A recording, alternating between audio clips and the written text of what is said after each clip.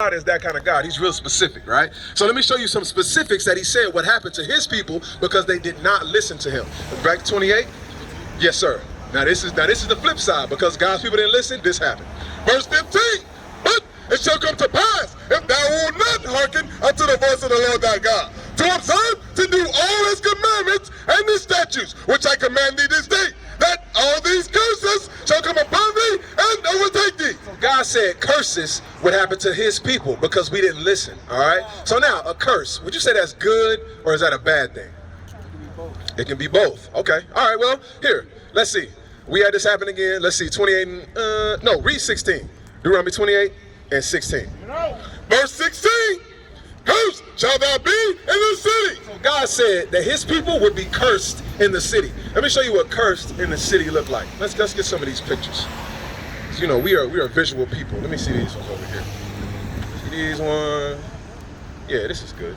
Let's use this one. So, all throughout America, right? There were cities. There were 13 colonies at one time, right?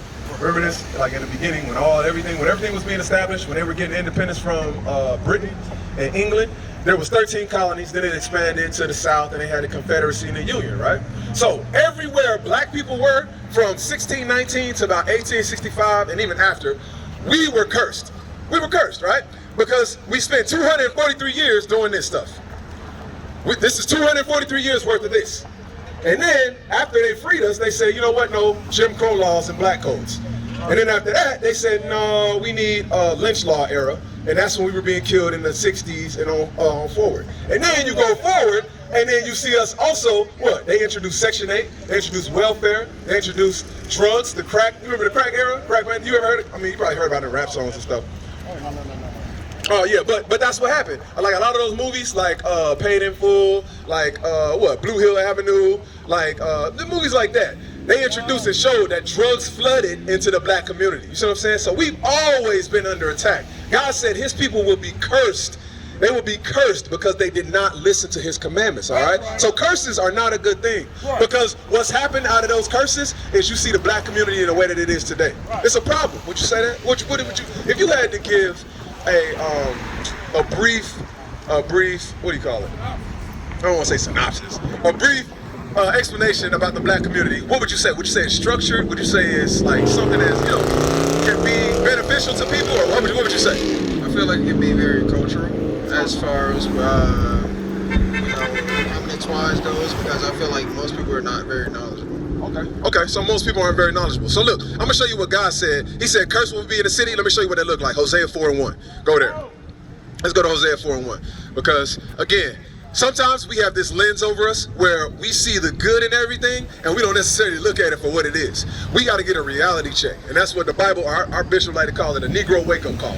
We got to get our Negro wake-up call, all right? Because it's happening right in the midst of us right now. With Kyrie and Kanye, there's something happening in the earth right now. There's a certain information that they don't want to be pushed in the earth. That information being what? That black people are the chosen people of God. That's right. They don't want that pushed in the earth. And when that's being pushed in the earth, what do? They whip them. They put them on the post and they say, hey, take it back right now. Or we're going to keep stripping everything from you. We're going to take your business. We're going to take your life. We're going to take your kids. We're going to take your livelihood. We're going to take everything from you. Why? Because they don't want this to get out. They don't want us to understand that this is our reality. Read this. Hosea chapter 4 and verse 1. Hear the word of the Lord, ye children of Israel. Ye children of Israel. I want that to stay in your mind, all right? Because we're talking about the children of Israel. Now, if the children of Israel are the people in Jerusalem today, why does the Bible say this? Read. For the Lord have a controversy with thee, with the inhabitants of the land, because there is no truth, no mercy, no knowledge of God in the land. Let me ask you something. In the land of Israel today, right, there's a people already over there. Do they have mercy in their land amongst one another? I think they do. Do they have knowledge of God there? Do they have knowledge of God? They definitely have knowledge of God, right? They walk around. They got the ZZs on. They got the hat. They got the yarmulke thing. They got the thing where they put the scroll in their eyes. They got the phylacteries. There's a lot going on, right? They say they're the holy people. They call everybody else what? Goyim. Right. Do they not? They say we're the holy ones and you guys are Goyim. Right. So there's knowledge of God in the land. So they ain't lining up with what the Bible said. Because the Bible said, my people, there's no truth, there's no mercy, there's no knowledge of God. Who is that? Where does that look like that's found? I'll give you a hint. The black community. That's right. That's where it's found at. But it's going to go further. Let's see. By swearing? Uh-oh, by swearing. I put that on God, boy. I put that on God, boy. Come on. And lying. And lying. Oh, yeah, man. No, bro, I ain't steal that from you. Oh, no, I ain't kicking your door. No, bro, I wasn't plotting on you. Come on. And killing. And killing. Oh, hey, take off. Remember what happened to take off? Migos take off? Yeah, by killing, right? Come on. And stealing. And stealing. What they call it? What, you see somebody in some black Air Forces, what they say? Oh, he kicked though. That boy, he kicked though. He been going to stick-up kids. This is what we do. God is showing you what the characteristics of his people are when there's no knowledge of God, when there's no truth, and there's no mercy in the land. Keep going. And committing adultery. And they commit adultery. Why is it that we the only ones with music talking about I'ma steal your girl? R. Kelly came out with what they call, I'ma flirt soon as I see you. You know the song. I'ma flirt with your girl, all that. Remember that? Remember that? And the Isley Brothers came out with what? Remember Contagious? I don't know if you remember Contagious. You gotta look up the Isley Brothers. They made a whole song. R. Kelly did a whole series about this. We got nothing, but this is all that's going on in our music. The Dream came out with it. Jay-Z talk about it. Everybody talks about adultery. This is what's going on in our community. God is saying all of this is going to be rampant where my people are. Showing you the blacks, Hispanics, and Native Americans, we are the people of the book. And without God's laws, we will be lost and lawless. And that's why earlier it said we wandered from God. Now we got to find our way back. Right now, you finding your way back. This is your wake-up call. This is your Hebrew wake-up call, all right? Keep reading. They break out and blood touches blood. And blood touches blood. So this is what we're showing. By again, the killing, the brother, you see black on black crime, do we not? We see this rampant in our communities. That's what we trying to show our people. How you sisters doing? Y'all come over, y'all come over, y'all come over. Come on over. We just talking about the Bible. We just talking about the Bible. We just making it real for us and our people, okay? Because we've been in Christianity for a long time, and the Bible has been taught to us, but Christ said, when this gospel goes forth through the whole earth, then the end will come, right? So why ain't the end here yet? Because the true gospel has not gone out. That's what we're showing right now. This is the gospel. Let's go back to Deuteronomy 28. We was going over with my brother, what's your name again? Sherrard? Sherrard, okay. We was going over with my brother Sherrard, how the Israelites have to be identified. And what we're going over is the curses in Deuteronomy Moses left to identify God's people, okay? Read 15 again for the sisters and for Sherrard, come on. Deuteronomy chapter 28 and verse 15. But it shall come to pass, if thou wilt not hearken unto the voice of the Lord thy God. So God said, if my people don't listen to my voice, to do what? Let's see. To observe, to do all his commandments and his statutes, which I command thee this day. So this is the rules and stipulations. Same way your parents, when they raised you, they said, hey, you better be in the house before the street lights come on.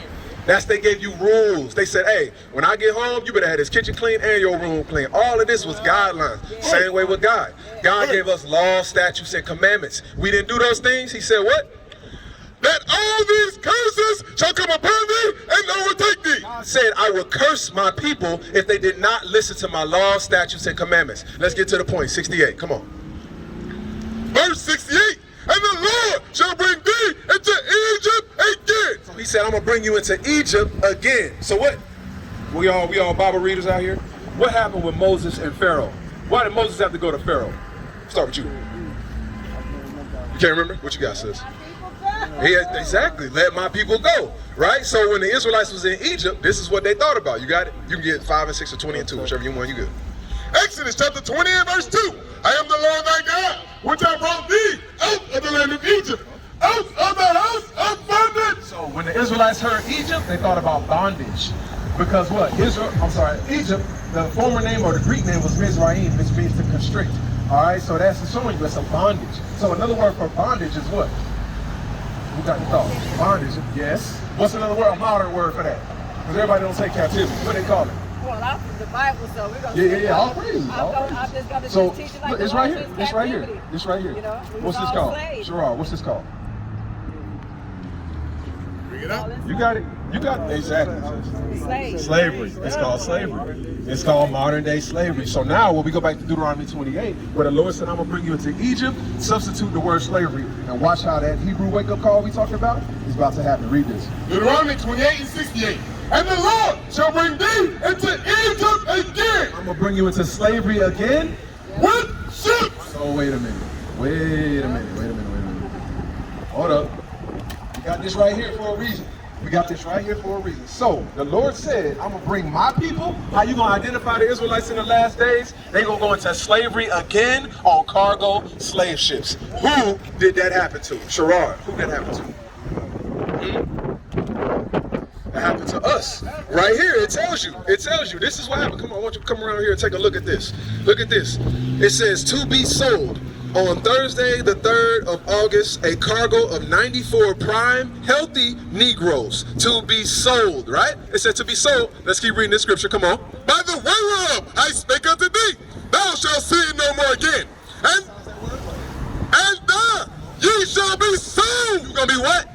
You shall be sold. As it says right here, to be sold, a cargo of 94 prime, healthy Negroes.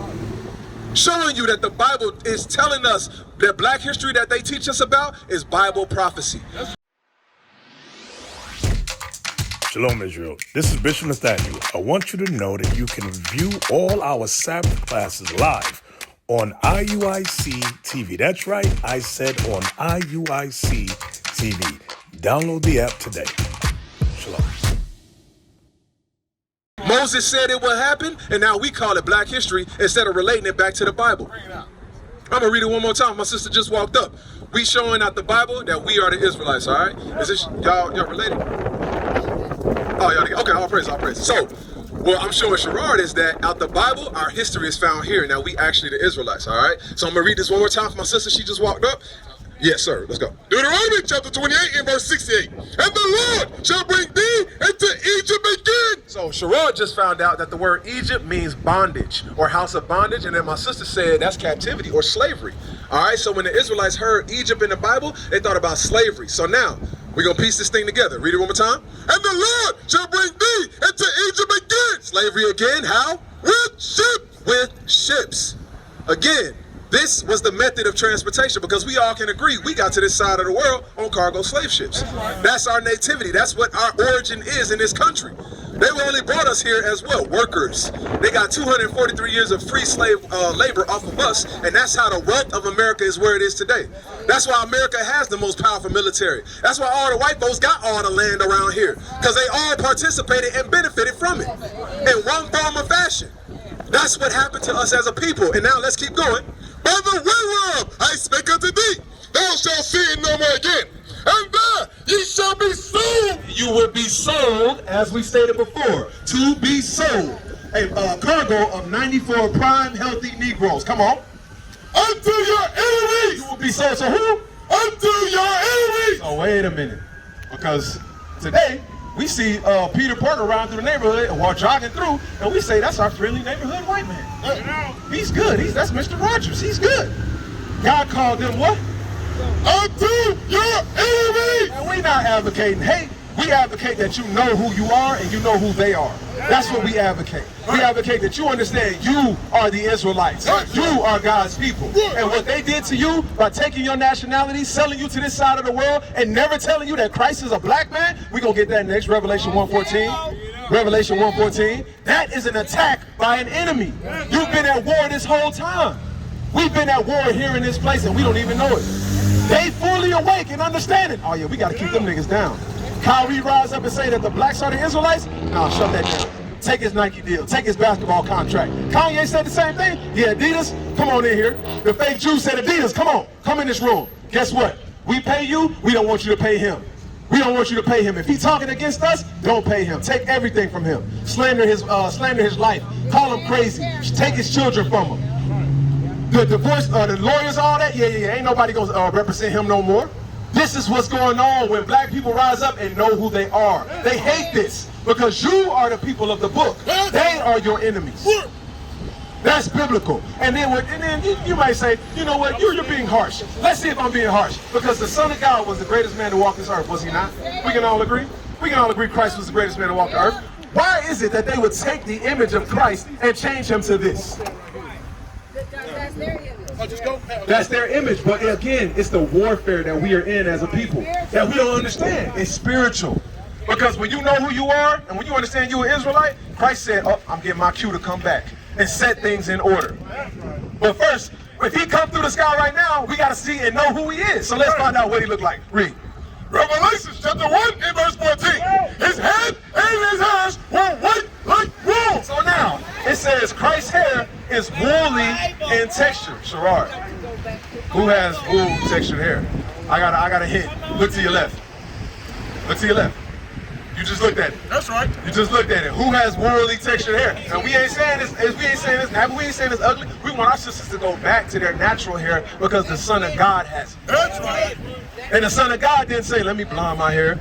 Let me braid it back and put a weave on top of it. The Son of God said, no, I'm rocking my fro because my daddy got a fro. That's right. So now, let's continue with the description, and then we're going to get that his father got a fro too. Read that. His head and his hairs were white like wool. So now, if anybody ever asks you what Jesus looked like, you tell them, let's go to Revelation 1:14 and let's find out. Right. Let's let God be true and every man a liar. All right, that's how we going to run. Come on.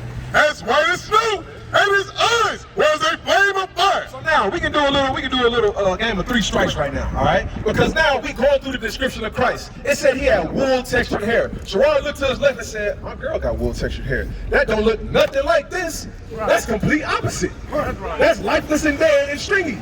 That's lively and godly and comely. That's right. That's what the Bible is saying. Now our hair, our features, everything about us is beautiful. Why? Because it's in the image of God. That's what we showing our people. Keep reading.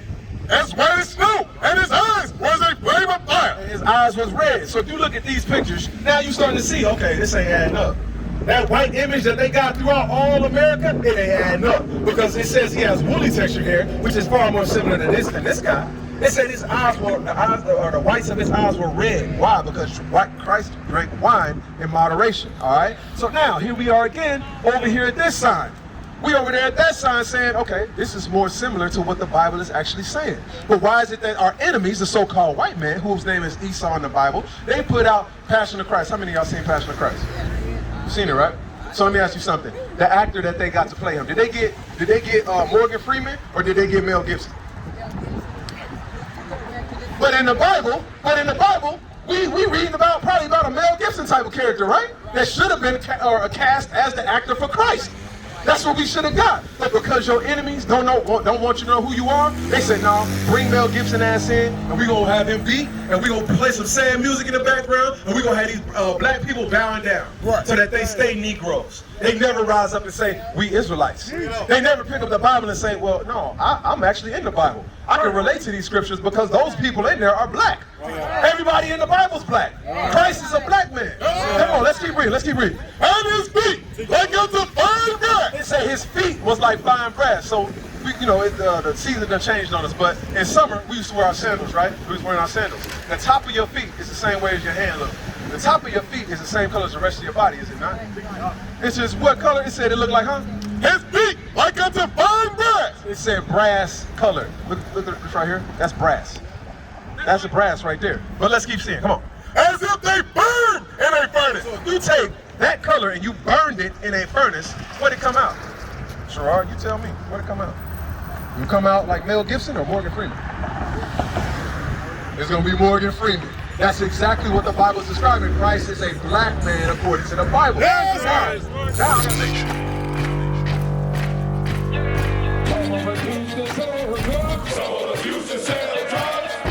Nation is men leading by example.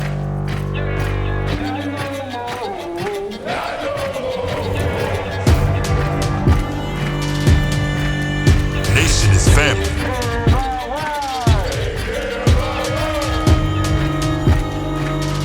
Nation is community.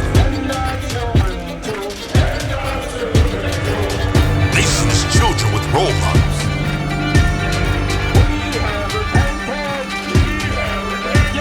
Nation is unity.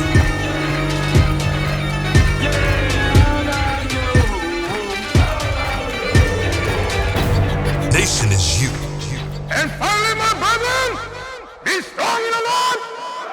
His word, his word, his word.